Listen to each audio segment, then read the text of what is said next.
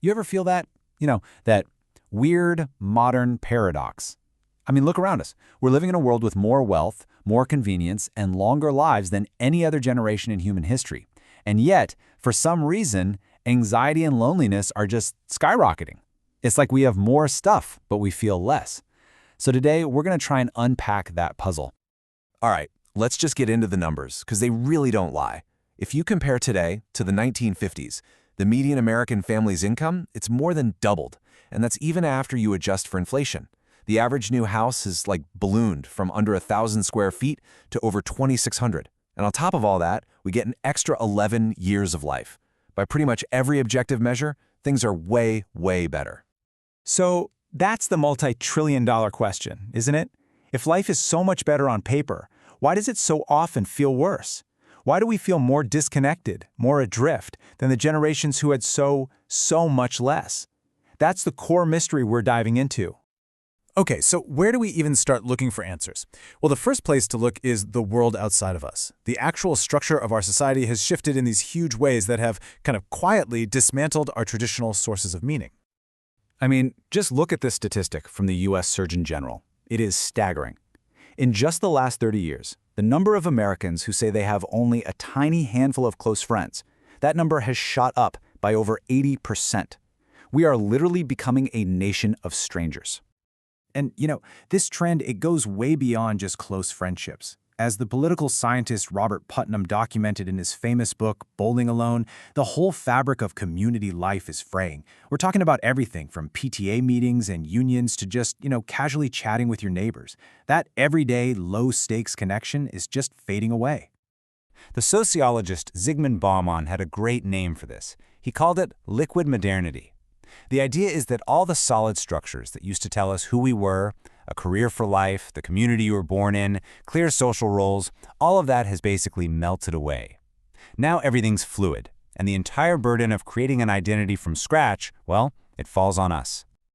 And this is what liquid modernity feels like every single day. Just think about it for a second. Starbucks. They boast that they have over 87,000 possible drink combinations. It sounds like a silly example, but it points to this massive shift. We live in a high temple of choice. But of course, with infinite freedom comes this infinite pressure to choose correctly, to build the perfect life, the perfect self. So yeah, the world out there has definitely changed. But what does that do to our internal world? Let's peel back the curtain and look at the fascinating machinery inside our own heads, the way our brains are desperately trying to make sense of all this. At our absolute core, we are narrative creatures. Your brain isn't just a computer crunching data, it's a storyteller.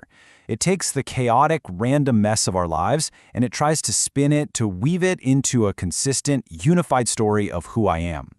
Psychologists call this the need for self-concept clarity. We just have this deep need for our story to add up. The existentialist philosopher Jean-Paul Sartre, he just nailed it.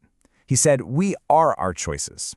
In a world without those fixed paths we talked about, we are defined, literally, by the choices we make. Every single decision becomes another piece of our identity, another sentence in the story of our life. And man, that is a heavy, heavy responsibility. To really get how our minds build these stories, check out this classic experiment.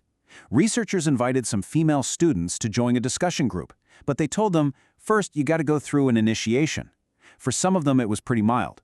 But for others, it was designed to be severely embarrassing. Now, you would think the women who had a horrible, embarrassing time would end up hating the group, right? But the exact opposite happened. The students who had to endure the most humiliating initiation, they ended up rating the group as being way more interesting and valuable. So what on earth is going on here? Well, the answer is this incredibly powerful psychological trick called cognitive dissonance. See, the students' brains were stuck with two conflicting thoughts. One, I am a smart, sensible person, and two, I just did a really embarrassing thing for no good reason. And that conflict creates this intense mental static, this discomfort.